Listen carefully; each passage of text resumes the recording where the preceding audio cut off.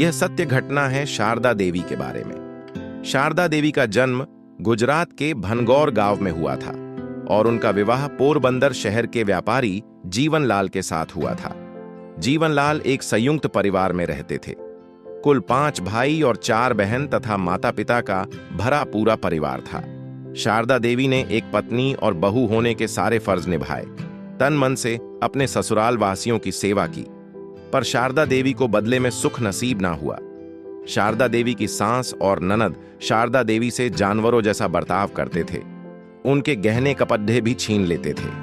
बीमार होने पर और गर्भवती होने पर भी शारदा देवी से घर का काम कराते थे। शारदा देवी ससुराल के अमानवीय अत्याचारों को सह सहकर जीती गई। जीवनलाल कमाते तो खूब थे, पर उन्हें जुआ खेलने की गलत आदत भी थी।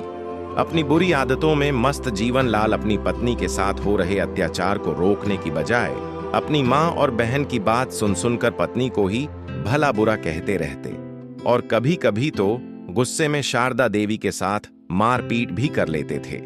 घर का काम करने और परिवार की सेवा करने के बावजूद शारदा देवी को दुख और तकलीफें मिलने की वजह से उनका जिंदगी से जी भर गया और तकलीफ में खुद के पति को अपने साथ न पाकर शारदा देवी ने जिंदगी का दामन छोड़ दिया।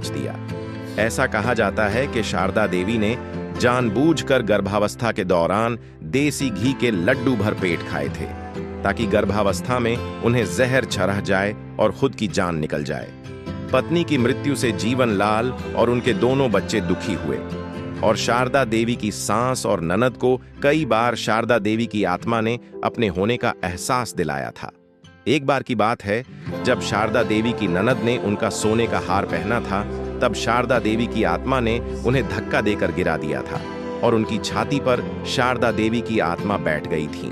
और जब तक उनकी ननद ने शारदा देवी का वह हार गले से नहीं निकाला, तब तक उनको जमीन से उठने नहीं दिया था। शारदा देवी के स्वर्गवास के उपरांत जीवनलाल परिवार के किसी प्रसंग में जाते थे तो अपनी मृत पत्नी को याद करके रो देते थे और कहते थे कि काश मैंने अपनी पत्नी की तकलीफों को समझा होता तो जिंदगी कुछ और होती। शारदा देवी की सास दिवाली बहन का स्वर्गवास भी 103 वर्ष की आयु में हुआ। अपने कर्मों के कारण अपने अंतिम दिनों में दिवाली बहन 5-5 पुत्रों की माता होते हुए भी सब पर बोख बनकर जी। शारदा देवी की ननद आज भी अपनी आखिरी सांसें गिन रही हैं। उनकी आयु 80 साल है और वह पोरबंदर के खारवावाड़ विस्तार में पुराने खंडहर जैसे मकान में लावारिस की तरह पड्डी हुई है। शारदा देवी के गहने और कपड़े आज भी उनकी वृद्ध ननद के कब्जे में है, पर वह उठकर उसे ना तो देख सकती हैं, ना ही उन्हें छू सकती है। ऐसा लगता है कि शारदा देवी की आत्मा ना तो अपनी ननद को मरने दे रही है, ना तो उसे माफ कर रही है।